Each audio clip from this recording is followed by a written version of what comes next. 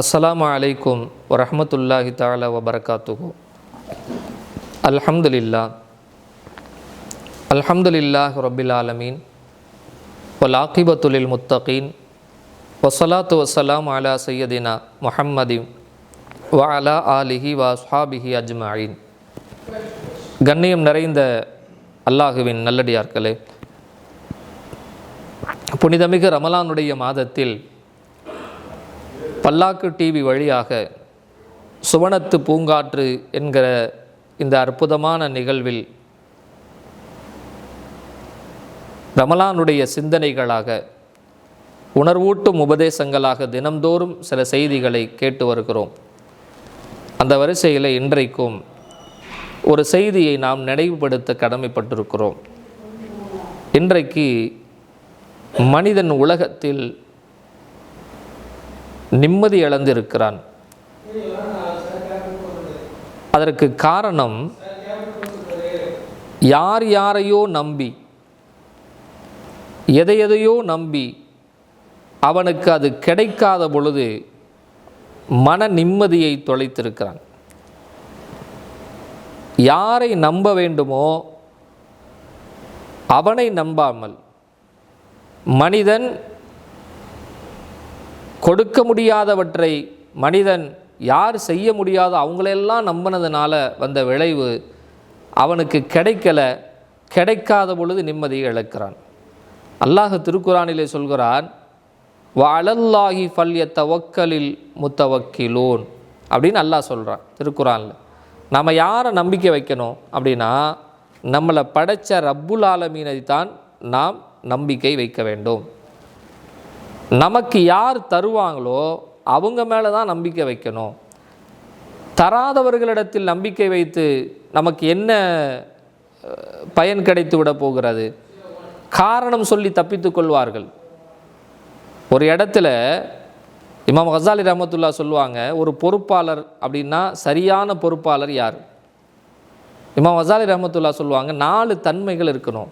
4 தன்மைகள் இருந்தால் அவர்கள் சரியான பொறுப்பாளர். அதில் ஒன்று, நாவன்மை இருக்க வேண்டும். நான் இன்னைக்கு அதை கொடுத்துட்றேன் அப்படின்னு சொன்னால் அந்த கொடுக்கிற ஆற்றல், கொடுக்கிற சக்தி அவனிடத்தில் இருக்க வேண்டும். சொல்லு எப்படி இருக்குதோ அதே மாதிரி செயலும் இருக்க வேண்டும். நாவன்மை அவனிடத்தில் இருக்க வேண்டும். 2வது, அதை செய்து கொடுப்பதற்கான துணிவும் சக்தியும் அவனிடத்தில் இருக்க வேண்டும். 3வது விஷயம், அவனிடத்தில் நேர்மை அவசியமானது. 4வது, பொதுநலத்தோடு இருக்கக்கூடியவனாக இருக்க வேண்டும். சுயநலம் மிக்கவன் இருக்கிறானே, இதை இன்னொருத்தருக்கு செய்யணும்னு நினைக்க மாட்டான், நமக்கு மட்டுமே கிடைக்கணும்னு நினைப்பான். அவனால் இன்னொருவருக்கு, அவனை சார்ந்தவர்களுக்கு எதுவும் செய்ய முடியாது. அப்படி இருக்கிற பொழுது பொதுநலம் உள்ளவர்கள் தான் பிறருக்கு உதவ முடியும், செய்ய முடியும். இந்த 4 தன்மைகள் யாரிடத்தில் இருக்கிறதோ அவன்தான் சரியான பொறுப்பாளன் என்று இமாம் கசாலி ரஹ்மத்துல்லாஹ் அவர்கள் நமக்கு சொல்வார்கள். இப்போ இந்த 4 தன்மை யாரிடத்தில் இருக்கிறது என்றால், உலகத்தில் எந்த மனிதனிடத்திலும் கிடையாது. மனிதர்களை படைத்த ரப்புல் ஆலமீன் இடத்தில் தான் இந்த தன்மை இருக்கிறது. அவன் வாக்குறுதி தருகிறான், என்னை நம்புங்க, நான் உங்களுக்கு செய்ய தயாராக இருக்கிறேன். என்னை நம்பினால் நான் உங்களுக்கு கொடுக்கிறேன், என்னை நம்பி கேளுங்கள் என்று அல்லாஹு தாலா சொல்லுகிறான்.